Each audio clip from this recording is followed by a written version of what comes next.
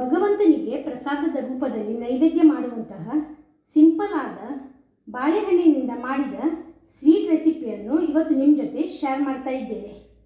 ಯಾವುದೇ ಜಾತಿಯ ಬಾಳೆಹಣ್ಣನ್ನು ಬಳಸಿ ಈ ಸ್ವೀಟ್ ಡಿಶನ್ನು ತಯಾರಿಸಬಹುದು. ತುಂಬ ಹಣ್ಣಾಗಿ ತಿನ್ನಲು ಸಾಧ್ಯವಿಲ್ಲದಂಥ ಬಾಳೆಹಣ್ಣು ಇದ್ದರೆ ಉತ್ತಮ. ಇದನ್ನು ನೀವು ಪೂರಿ ಚಪಾತಿ ಜೊತೆ ಕೂಡ ಸವಿಬಹುದು. ಪ್ರತಿ ಸಲ ಒಂದೇ ಥರದ ಸಿಹಿ ಅಥವಾ ಶೀರಾ ಮಾಡಿ ಬೋರ್ ಆಗಿದ್ದರೆ ಇದನ್ನೊಂದ್ಸಲ ಟ್ರೈ ಮಾಡಿ. ನಮಸ್ತೆ ಸ್ನೇಹಿತರೆ, ನಿಧಿ ಅಡುಗೆಗೆ ನಿಮಗೆಲ್ಲರಿಗೂ ಸ್ವಾಗತ.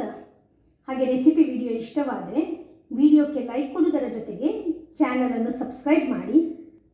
ಈ ರೆಸಿಪಿಗೆ 1 ಕಪ್ಪಷ್ಟು ಮೀಡಿಯಂ ರವೆಯನ್ನು ಹಾಗೂ 1/4 ಕಪ್ಪಷ್ಟು ಸಕ್ಕರೆಯನ್ನು ಬಳಸ್ತಾ ಇದ್ದೇನೆ.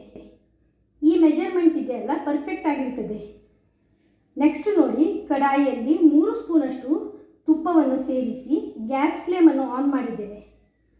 ಈಗ ಇದರಲ್ಲಿ 1 ಹಿಡಿಯಷ್ಟು ಗೇರು ಬೀಜದ ತುಂಡುಗಳನ್ನು ಸೇರಿಸಿ ಹುರ್ಕೊಳ್ಬೇಕು. ಮೀಡಿಯಂ ಉರಿಯಲ್ಲಿ ಕೆಂಪಗೆ ಫ್ರೈ ಆದ ನಂತರ ಇದನ್ನು ಪ್ಯಾನಿಂದ ತೆಗೆದು ಪಕ್ಕಕ್ಕಿಡುವ. ಈ ರೆಸಿಪಿಗೆ 2 ನೇಂದ್ರ ಬಾಳೆಹಣ್ಣನ್ನು ಬಳಸ್ತಾ ಇದ್ದೇನೆ. ನೀವು ಬೇರೆ ಯಾವುದೇ ಬಾಳೆಹಣ್ಣನ್ನು ಬಳಸಿ ಈ ಶೀರಾವನ್ನು ತಯಾರಿಸಬಹುದು. ತುಂಬ ಹಣ್ಣಾದ ಬಾಳೆಹಣ್ಣಿದ್ರೆ ಉತ್ತಮ.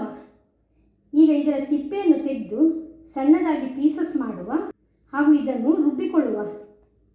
ತುಂಡು ಮಾಡಿದ ಹಣ್ಣನ್ನು ಮಿಕ್ಸಿ ಜಾರಲ್ಲಿ ಸೇರಿಸಿ ನೀರು ಬಳಸದೆ ನುಣ್ಣಗೆ ರುಬ್ಬಬೇಕು.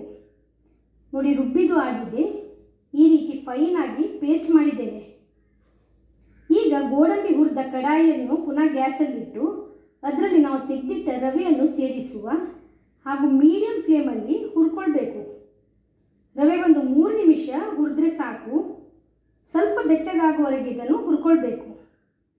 ಈಗ ಬಾಳೆಹಣ್ಣಿನ ಮಿಶ್ರಣ ಇದೆಯಲ್ಲ, ಅದನ್ನು ಸೇರಿಸುವ.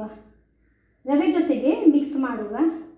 ಈ ಮಿಶ್ರಣ ರವೆ ಜೊತೆಗೆ ಚೆನ್ನಾಗಿ ಬೆರೆತ ನಂತರ ನೋಡಿ ಈ ರೀತಿಯಾಗಿದೆ. ಇದಕ್ಕೀಗ ನಾವು ತೆಗೆದಿಟ್ಟ ಸಕ್ಕರೆ ಇದೆಯಲ್ಲ 1/4 ಕಪ್ಪಷ್ಟು, ಅದನ್ನು ಸೇರಿಸಬೇಕು.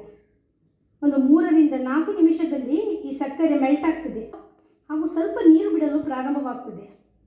ರವೆ ನೋಡಿ ಸ್ವಲ್ಪ ಬಣ್ಣ ಕೂಡ ಲೈಟಾಗಿ ಚೇಂಜ್ ಆಗಿದೆ. ಈಗ ಇದರಲ್ಲಿ 3 ಕಪ್ಪಷ್ಟು ಹಾಲನ್ನು ಸೇರಿಸ್ತಾ ಇದ್ದೇನೆ. ಬಿಸಿ ಕುದಿಸಿದ ಹಾಲನ್ನು ಇದಕ್ಕೆ ಸೇರಿಸ್ತಾ ಇದ್ದೇನೆ. ನೀವು ಹಾಲಿನ ಬದಲಾಗಿ ಅಷ್ಟೇ ಪ್ರಮಾಣದ ಬಿಸಿ ನೀರನ್ನು ಬಳಸಬಹುದು. ಆದರೆ ದೇವರ ನೈವೇದ್ಯಕ್ಕೆ ಮಾಡುವಂಥದ್ದಾದರೆ ನೀವು ಹಾಲು ಬಳಸಿದರೆ ಉತ್ತಮ. ಹಾಲು ಸೇರಿಸಿದ ನಂತರ ಈ ರವೆಯನ್ನು ಸೇರಿಸಿದ ಹಾಲಿನ ಜೊತೆಗೆ ಮಿಕ್ಸ್ ಮಾಡ್ತಾ ಇರಬೇಕು. ಕೈ ಬಿಡದೆ ಈ ರೀತಿ ಮಿಕ್ಸ್ ಮಾಡ್ತಾ ಇರುವಾಗ ಸೇರಿಸಿದ ರವೆ ಇದೆಯಲ್ಲ ಸ್ವಲ್ಪ ಗಾಢವಾಗಿ ಬರ್ತಾ ಇದೆ. ಕೈ ಬಿಡದೆ ಮಗಚುತ್ತಾ ಇನ್ನೂ ಸ್ವಲ್ಪ ಗಟ್ಟಿಯಾಗುವವರೆಗೆ ಇದನ್ನು ಮಗಚುವ. ನೋಡಿ, ರವೆ ಇನ್ನೂ ಗಟ್ಟಿಯಾಗಿದೆ. ಈ ರೀತಿ ಥಿಕ್ನೆಸ್ ಬಂದಿದೆ. ಈಗ ಇದರಲ್ಲಿ ಏಲಕ್ಕಿ ಹುಡಿ 1/2 ಟೀ ಸ್ಪೂನಷ್ಟು ಸೇರಿಸುವ ಹಾಗೂ ಮಿಕ್ಸ್ ಮಾಡುವ. ಈಗ ರವೆ ಬಾಳೆಹಣ್ಣಿನ ಮಿಶ್ರಣ ಇದೆಯಲ್ಲ ನೋಡಿ ಇನ್ನೂ ಗಟ್ಟಿಯಾಗಿ ಬಂದಿದೆ.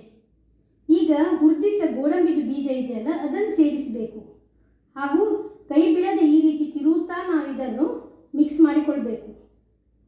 ಈಗ ಈ ಶೀರ ಇದೆಯಲ್ಲ ತಳ ಬಿಡಲು ಪ್ರಾರಂಭವಾಗಿದೆ. 1 ಸ್ಪೂನಷ್ಟು ತುಪ್ಪವನ್ನು ಪುನಃ ಸೇರಿಸುವ ಹಾಗೂ ಚೆನ್ನಾಗಿ 2 ರಿಂದ 3 ನಿಮಿಷ ಫ್ಲೇಮ್ ಹೈ ಇಟ್ಟು ಮಿಕ್ಸ್ ಮಾಡಬೇಕು. ಈ ಹದಕ್ಕೆ ಬಂದ ನಂತರ ಗ್ಯಾಸ್ ಫ್ಲೇಮನ್ನು ಆಫ್ ಮಾಡುವ. ಇದರ ಟೆಕ್ಸ್ಚರ್ ನೋಡಿದ್ರೇ ನಿಮಗೆ ತಿಳಿಯುತ್ತದೆ.